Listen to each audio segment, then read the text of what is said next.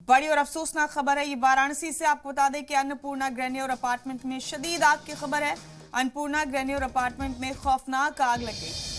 9 मंजिला इमारत में कई लोग फंसे हैं। फंसे हुए लोगों का इंतजामिया की टीम ने रेस्क्यू ऑपरेशन किया है। बताया जा रहा है कि माइक्रोवेव से आग लगने का अंदेशा है। देर रात ये आग लगी थी। बड़ा अपडेट आप इस वक्त का दे रहे हैं। 9 मंजिला इमारत में अभी भी कई लोग फंसे हुए हैं।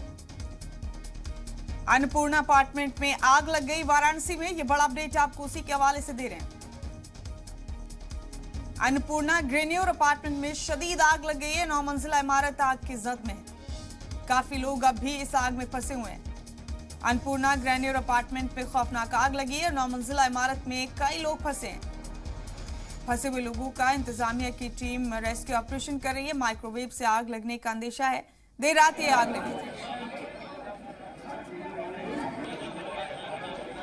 अन्नपूर्णा ग्रेन्योर अपार्टमेंट की ये तस्वीरें आप देख रहे हैं। काफी लोग फंसे हुए थे यहाँ। रेस्क्यू ऑपरेशन टीम ने फंसे हुए लोगों को बाहर निकाल लिया, लेकिन बड़ी तबाही हुई है इस आग से।